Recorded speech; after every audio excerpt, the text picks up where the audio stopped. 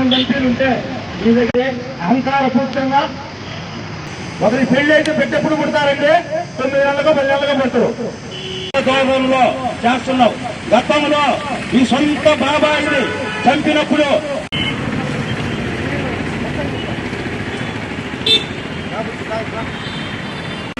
ముస్లిం తరఫున అదేవిధంగా ఎంతో దారుణంగా అన్యాయంగా ఢిల్లీలో నిరసన కార్యక్రమం చేస్తున్నాడు.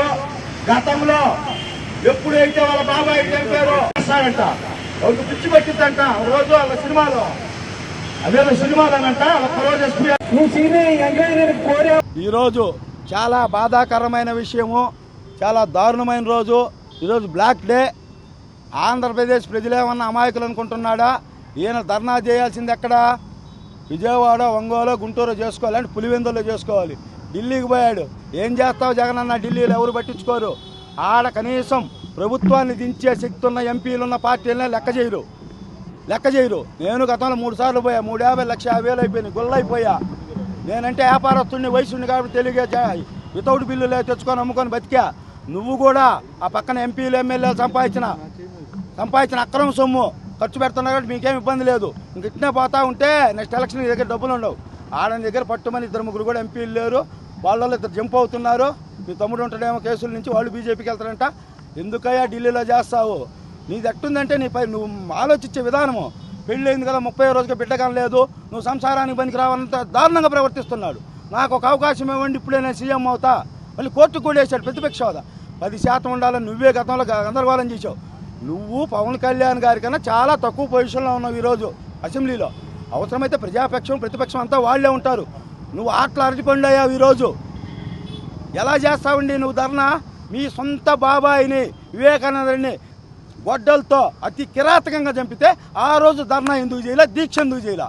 అట్టానే డాక్టర్ సుధాకర్ దళిత సోదరుడు నడి రోడ్డు మీద పిచ్చివాడని చెప్పి పోలీసు వాళ్ళు పిచ్చి పట్టించి పిచ్చి హాస్పిటల్కి తీసుకెళ్తే ఆత్మహత్య చేసుకుని కాదు చంపారు. తర్వాత ఒక దళిత యువకుడు డ్రైవర్గా ఉండి మీ యొక్క అనంతబాబు ఎమ్మెల్సీ అరాచకాలు బయట పెడతాడని చంపేశారు. మాకు ఎలా ఎర్రగొండపాలెం మా జిల్లాలో ఒక ఆర్యవైశ్య సోదరుడు వాళ్ళ భూములు ఆక్రమించుకున్నారని ఈయన మాజీ మంత్రి ఆదిమూలపు సురేష్ ఇంటికి పోయి వస్తుంటే 27 కత్తిపోట్లు వేసి చంపేశారు. అప్పుడు ఆడికి పోయిందయ్యా నీ మగతనము? అప్పుడేం చేస్తున్నావు? ధర్నాలు చేయాలి కదా.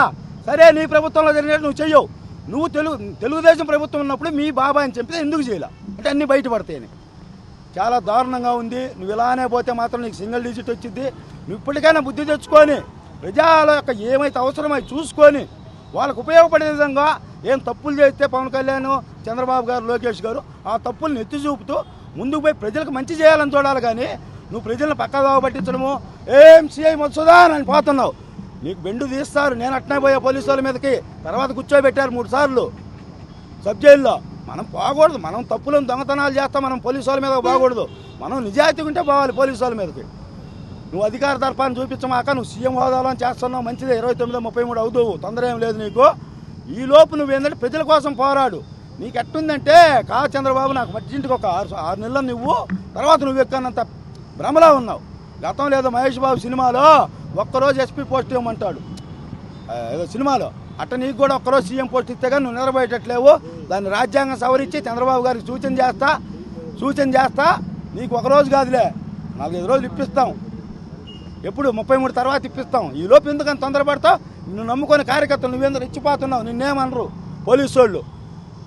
ఇక్కడ కార్యకర్తలు వాళ్ళు ఏదో రౌడీ రాజ్యము, అమ్మ అట్టుంటేనే బాగుంటుంది అనుకోని ఇక్కడ రెచ్చిపోతున్నారు, పుచ్చిపోతారు. చంద్రబాబు, పవన్ కళ్యాణ్ సమయం పాటిస్తామన్నారు. కానీ లోకేష్ గారు ఏమి ఇంత మటుకు ఆర్డర్ ఇవ్వలా. సంస్కారం అంటున్నాడు, బయటికి సినిమా చూపిస్తాడు. ఇంకా లా అండ్ ఆర్డర్ అంతా సెట్టుగా సీఎల్ గేలు వస్తారు. అతి దారుణంగా ఉంటుంది మీకు. ఎక్స్ట్రా చేసిన వైసీపీ ప్రతి కార్యకర్తను గుడ్డలో తీసి నిల్చోబెడతాం. అట్టానే వైసీపీలో అయితే వాళ్ళ పార్టీ కోసం పనిచేశారు, గుండెల్లో పెట్టుకుంటాం. వాళ్ళని కూడా వాళ్ళకే సహాయమైన చేస్తాం. ఎక్స్ట్రా చేసిన వాళ్ళు మాత్రం వదిలే సమస్య లేదు. అవసరమైతే లోకేష్ గారితో గట్టిగా చెప్పి యాంటీ గుండా స్క్వాడ్ కూడా ప్రతి జిల్లా నేను పెట్టిస్తున్నాను. ప్రకాశం జిల్లాలో ఎస్పీ గారితో మాట్లాడాను. చీరాల ఎంఎం కొండయ్య గారు, ఎంపీ బాపట్ల ఎంపీ గారితో మాట్లాడబోతున్నాను. చీరాల బాపట్ల పెడుతున్నారు. నెక్స్ట్ స్టేట్ వైడ్ పెడతారు, మీకు బెండు తీస్తారు. నమస్కారం.